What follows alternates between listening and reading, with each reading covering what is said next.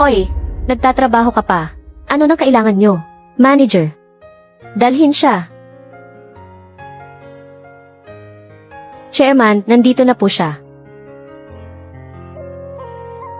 CJ, bumalik na kayo sa trabaho. Opo. Tara. CJ. Boss, ano po nang kailangan? Ano ang pangalan mo? Boss. Wang Quickie po. Wang Quickie, tama. CJ, may dalawang tanong ako sa'yo.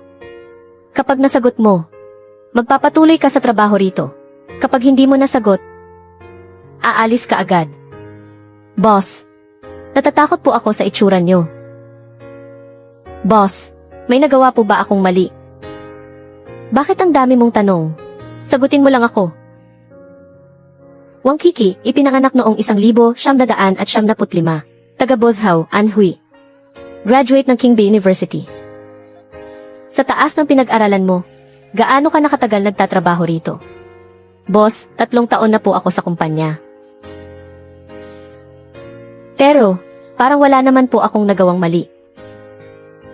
3 taon ka nang nagtatrabaho rito. Tanong ko sa'yo, magkano ang sahod mo buwan-buwan? Ang sahod ko po kada buwan ay 2,000 yuan. 2,000 yuan. Isa kang top graduate ng King Bay University. Pero 3 taon kang janitress dito. Gusto kong malaman, ano ang iniisip mo? Boss, mahina po ang kakayahan ko. Wala akong pagkakataong ma-promote. Sa buwan ng evaluation ng kumpanya, hindi ako pumapasa. At taga-probinsya po kami. Mahina ang katawan ng nanay ko. Matagal na siyang nakaratay. May mga kapatid pa ako sa bahay. Nag-aaral pa sila.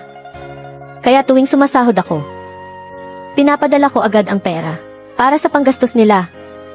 Kapag tumigil ako ngayon, ano na ang mangyayari sa kanila? Baka wala na silang makain. May sakit ang nanay mo. At ikaw pa ang nagpapaaral sa mga kapatid mo. Ibig sabihin, ikaw ang haligi ng pamilya nyo. Sige, alam ko na ang nangyari. Tatawagan ko ngayon ang supervisor mo. Boss, wag po. Wag niyo pong tawagan ang supervisor namin. Hindi niya po talaga ako gusto. Po, araw-araw habang naglilinis ako sa kumpanya, lagi niyang sinasabing hindi malinis dito. Hindi rin malinis doon. Siya, sigurado akong matagal na niya akong gustong tanggalin. Boss, pakiusap. Wag niyo po siyang tawagan. Ayos lang, wag kang matakot.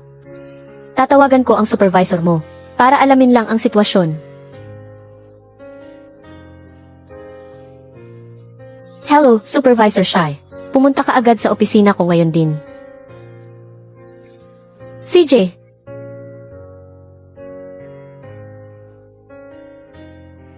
Boss, bakit niyo ako pinatawag ng ganito kaapurahan? Hindi pa nga ako tapos umidlit.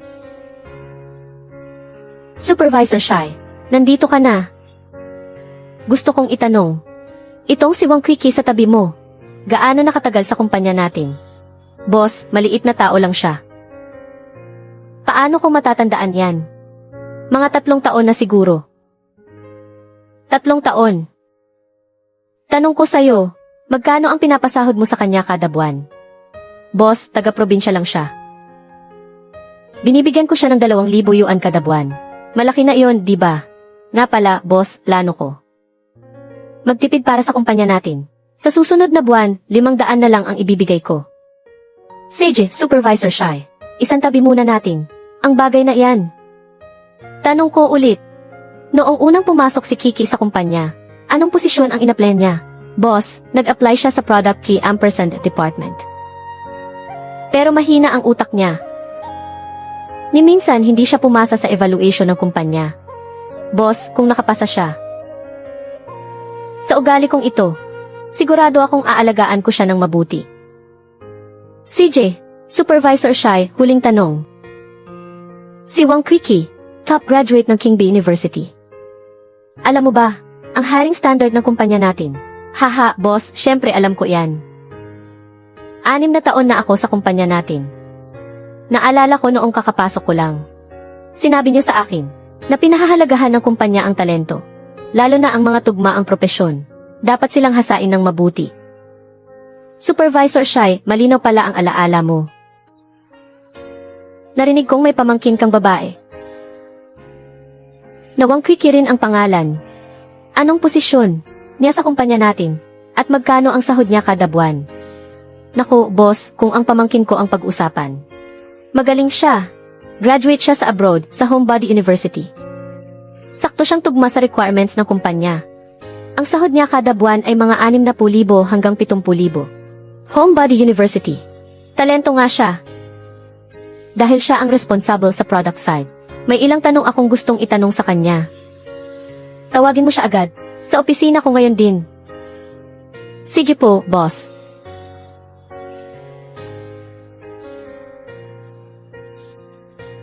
Boss, dinala ko na ang pamangkin ko. Hello, boss. Ako si Wang Quickie. Wang Quickie, tama. Dahil nasa product key ampersand ka. May ilang tanong akong gustong itanong sa'yo. Yung sikat na produkto natin kamakailan. Ang Gocho Style Compressed Big Towel. Ikaw ba ang gumawa noon? Naku, boss, nagbibiro naman kayo. Graduate ako abroad sa Homebody University. Siyempre ako ang gumawa ng proposal. Dahil ikaw ang gumawa ng proposal. Sakto, nandito sa akin ang sample. Hindi ko pa gaanong malinaw ang detalye at selling points ng produktong ito. Pakipaliwanag naman ng maayos. Tita. Haha, sige po, boss. Ito po ang Gocho Style Compressed Big Towel. Sa cover, makikita ang sinaunang magandang babae. Gocho Style nga, haha. Compressed towel ito sa loob. Siguro dapat ibabad sa tubig, di ba? Kapag nilagay sa tubig, biglang lulobo. Tapos pwede nang ipanghilamos. Haha, tama na. Tumahimik ka na. Hindi ikaw ang gumawa ng proposal na to. Quickie, ikaw na ang magpaliwanag. Ang proposal na ito ng detalyado. Opo, boss.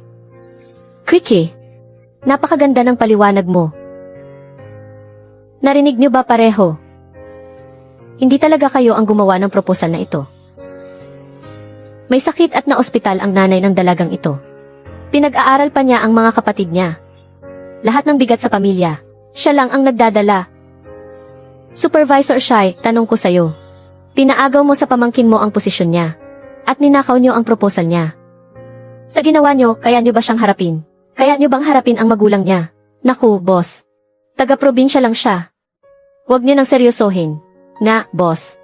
Isang probinsyana lang yan, bigyan lang ng makakain. Bakit niyo pa pinapalaki? Probinsyana. Kung babalikan ang 3 henerasyon, sino ba nang hindi galing probinsya? Kayong dalawa, nanloloko sa taas at baba. Makasarili pa. Hindi kayo karapat-dapat manatili sa kumpanya ko. Sinasabi ko sa inyo, ang mga bonus ninyo. At sahod, buo kong ibabayad kay Quickie. At ayoko nang makipag-usap pa sa inyo. Mag-impake na kayong dalawa ngayon. Lumayas kayo sa kumpanya. Tanggal na kayo. Ano, tama ba ang narinig ko? Tatanggalin mo kaming dalawa dahil sa isang probinsyana. Lee Junwen, nababaliw ka na ba? Nga. Dahil lang sa isang probinsyana, tatanggalin mo kami.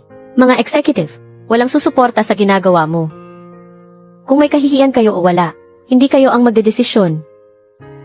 Mga tito at tita, naniniwala akong malinaw ang mga mata ninyo. Tinanggal ko ang 2 tao. Walang asal at prinsipyo. Sa tingin nyo, tama ba ang ginawa ko?